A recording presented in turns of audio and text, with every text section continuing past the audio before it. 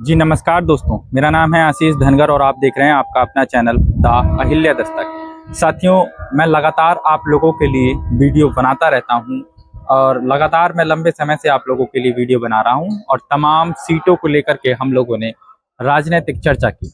अब ये चर्चा का किस्सा आपसे काफ़ी पुराना हो गया है, तो इसलिए बड़ा अपनापन सा लगता है आप सभी लोगों से। साथियों, जो इटावा की सीट है और इस बार इस वीडियो में हम बात करेंगे पूरे प्रदेश के साथ साथ विशेषकर इटावा की सीट को लेकर के, क्योंकि बहन कुमारी मायावती जी ने इटावा की सीट पर बहुत ही शानदार और जानदार प्रत्याशी उतारा है और प्रत्याशी का नाम है सारिका सिंह बघेल, जो कि पूर्व सांसद रह चुकी हैं। जी हाँ दोस्तों, सही सुन रहे हैं आप। सारिका सिंह बघेल पहले भी हाथरस से सांसद रह चुकी हैं और कहीं ना कहीं यही एक चीज़ है जो उनको लगातार एक नई ऊर्जा और नई ताकत भी देती है। साथियों, लंबे समय से हम लोग देख रहे थे कि प्रदेश के अंदर बहन कुमारी मायावती जी ने एक बार फिर से दबे कुचले शोषित और वंचित समाजों को उनके हक अधिकार देने का फिर से प्रयास किया है। लेकिन अब सवाल खड़ा होता है कि जिन लोगों पर बहन जी ने भरोसा जताया है वो लोग कितने कामयाब हो पाएंगे अपने मिशन में, वो लोग कितना बाबा साहब का मिशन आगे बढ़ा पाएंगे, वो लोग कितना कांसीराम जी का मिशन आगे बढ़ा पाएंगे। क्योंकि कहीं ना कहीं कांसीराम जी कहा करते थे कि यदि हमारी संख्या सदन में नहीं है तो हमारी संख्या सड़कों पर दिखनी चाहिए। और साथियों, उनका कहने का साफ तौर पे केवल एक ही मतलब था कि हम लोग किसी भी तरह से एकजुट हों, संघर्ष करें और संघर्ष की ताकत पर निश्चित तौर पर आप लोग अपने हक अधिकार पा पाएंगे। साथियों, सामाजिक लड़ाई कोई छोटी मोटी लड़ाई नहीं होती, सामाजिक लड़ाई बहुत बड़ी लड़ाई होती है और सामाजिक चीजें कहीं ना कहीं संघर्षों के साथ एक लंबी दूरी तय करती है। सामाजिक चीजें कहीं ना कहीं धीरे धीरे ही सफल होती हैं। ये लड़ाई कोई एक दिन की दो दिन की नहीं, ये लड़ाइयां तो पीढ़ी दर पीढ़ी की होती हैं जब तक कि अपने हक अधिकार मिल ना जाए।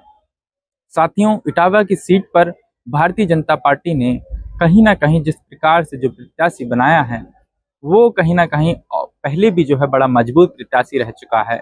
जी हाँ दोस्तों, कहीं ना कहीं हम बात कर रहे हैं रामशंकर कठेरिया की।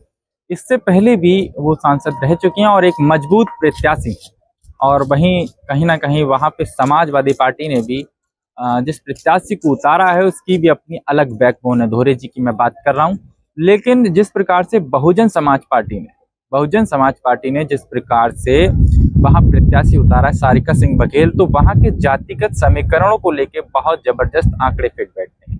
मैं पहले भी इससे पहले भी कह चुका हूं कि इटावा के अंदर दलित समुदाय की आबादी भी बहुत अच्छी है वास्तव में साथियों। और किसी भी तरह से यदि दलित जो समुदाय है बसपा के पक्ष में यदि वोट कर देता है और दूसरा जो समुदाय है इटावा के अंदर वो धनगर समुदाय भी बहुत बड़ी आबादी है। हालांकि इटावा में यादव वोट बैंक भी बहुत अच्छी तादाद में है और यादवों के लिए हमेशा से इटावा जाना जाता रहा है, क्योंकि यादवों के बड़े नेताओं ने कहीं ना कहीं वहां हमेशा संघर्ष किया और उस सीट को हमेशा चर्चा में रखा।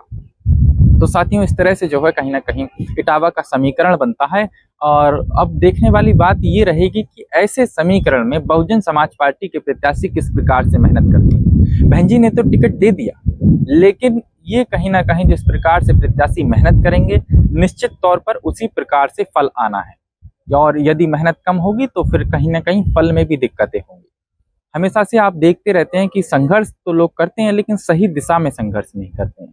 और जब तक आप सही दिशा में संघर्ष नहीं करेंगे तब तक परिणाम आपको नहीं मिल पाएगा। ये कहावत बिल्कुल बिल्कुल फिट बैठती है हमारी समूची जिंदगी पर। और ये कहावत केवल और केवल मैं राजनीति के लिए नहीं कह रहा हूँ, ये कहावत हम अपनी पूरी असल जिंदगी के लिए भी कह रहे हैं। क्योंकि साथियों, हम जो भी काम करते हैं उस काम को जब तक लगन, शिद्दत और मेहनत से नहीं करेंगे तब तक किसी भी तरह से परिणाम 100% नहीं आता है। और हम दोष देते हैं ऊपर वाले को, कभी हम दोष देते हैं किसी को, लेकिन कमियां खुद की ही होती। आज बहन जी ने टिकट दे दिया तो अब दायित्व बनता है, कर्तव्य बनता है कि जो प्रत्याशी उतरे हैं वो कहीं ना कहीं मेहनत करें। क्योंकि बहुजन समाज पार्टी एक ऐसी पार्टी रही है जिसने हमेशा दबे कुचले, शोषित और वंचितों का भला करने का पूरा प्रयास किया है। लेकिन उसके बावजूद भी यदि किसी प्रकार से कोई भी त्रुटि रह जाती है तो उसके सबसे बड़े जिम्मेदार जो रहेंगे वो जो प्रत्याशी उतारे गए हैं उनमें उनकी कहीं ना कहीं बड़ी भूमिका रहेगी।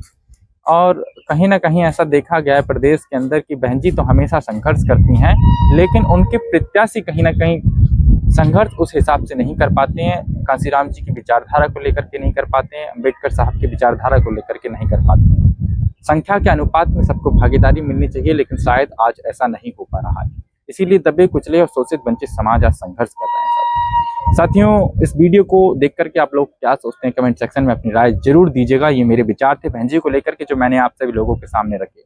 हम फिर मिलेंगे एक नए वीडियो, एक नए टॉपिक के साथ में। तब तक के लिए जय हिंद, जय भारत।